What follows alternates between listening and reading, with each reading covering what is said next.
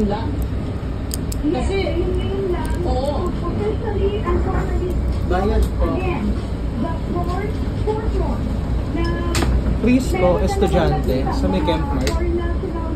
na nagtatrabaho bilang mga stammers. Nancy, nakausap mo ba o may sinabi ba si Mayor Calixto Rubiano, no, ng Pasay dyan, pagdating niya dyan? Meron ba siyang naisabi man lang? Dahil balikan natin yung ilang mga raid na naganap din sa Pasay. Hindi ba kahit si Director Winston Casio ay sinabi na nga na kailangan kahit pa paano tumulong ang LGU? Meron pang mga pag-ulat dati na sinabi dapat may responsibilidad ang mga mayor sa nasasakupan nilang mga lugar. That's exactly what he said, that they are now in no let of effort to go after this foreign nationals who are still working. Like parang they're hiding in plain sight kasi napakalapit lang ito sa NBI, two buildings apart, and pinakikita malapit lang na ang NBI ay naghahanap din ng mga pogo. At sabi rin ni Mayor Rubiano na ito ay kailangan na nilang isara ulit, and also said that in 2025, meron ng pangalawa na ito sa nasara nila na discover na Pogo Hub. And in the past, she mentioned that there was like 164 Pogo companies that the city drove.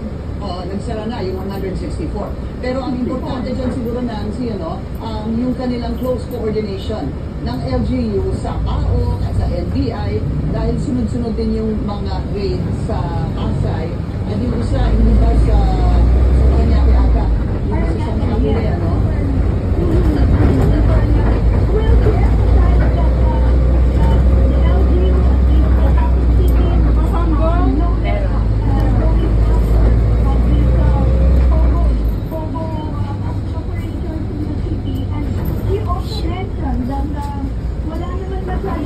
din daw sa ekonomiya ng Pasay City yung pagkawala or pagpaalis ng Pogo dito sa kanilang syudad. Also aiming for a Pogo zero. Okay. Pero alam mo na, siguro sa last note, it's really, siguro kapag meron nga the floors ng Pogo, ng mga Pogo yung inupa dyan sa building na yan. Katulad din ng mga building na sa Lakay, ilang mga floors pa lang ng mga condominium, talagang hindi na maliit. Kung talagang namin sinabi sa akin niya, you said, filter lang ang baba o rooms, maliliit. Pero sa nakikita natin ngayon, talagang daan-daan pa yung mga empleyado dyan.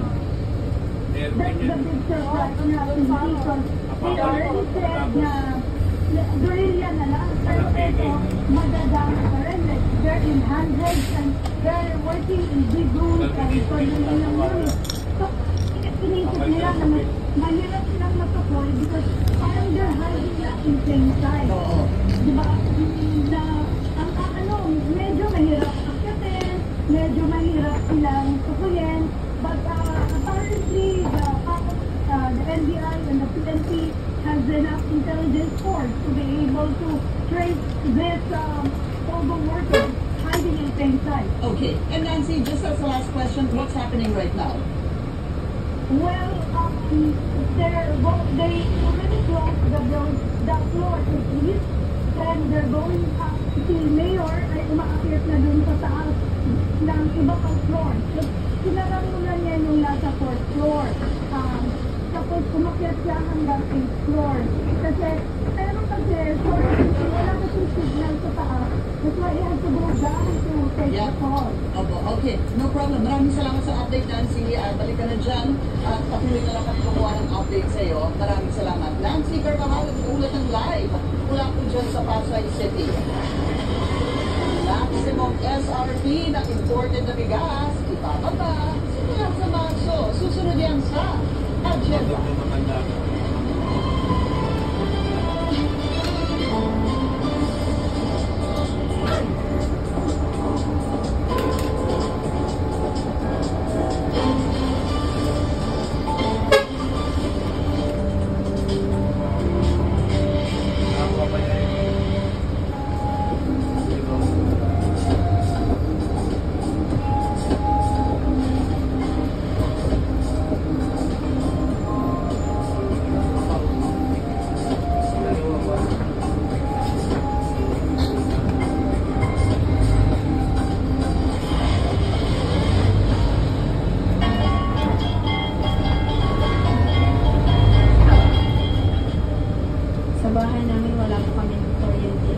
mo ng ilaw.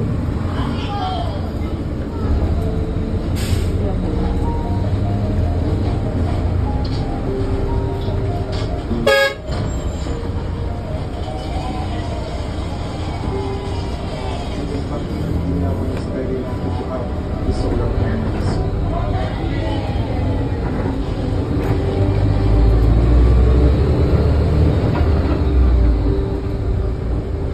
The latest national issues. For healthcare, the law established that implementing implementation, even the budget has been defined. The political scene. I'm glad that he made that perfectly clear that they will all be behind them. And conversations with prominent personalities. Politics.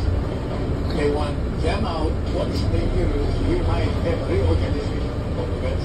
All these firsthand at the forefront.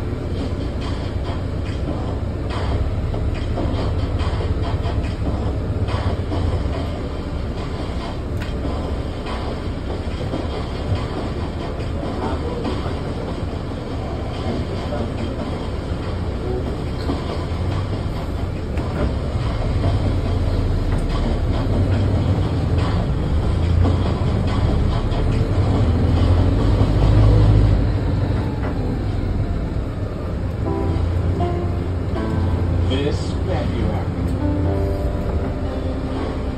let's celebrate one of Helmet's beautiful forms.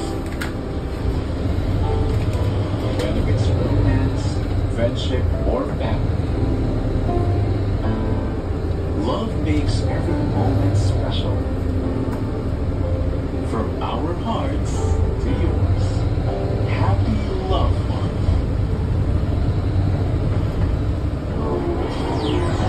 Ibababa ng Agriculture Department sa 49 pesos per kilo ang maximum suggested retail price sa mga imported na bigas mula March 1 mula sa dating 52 pesos per kilo.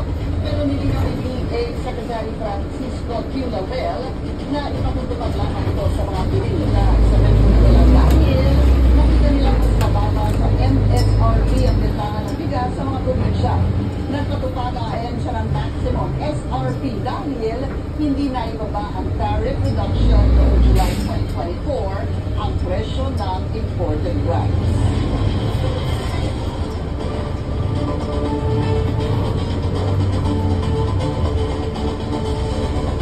Ang sabihin ko ang tama na lang.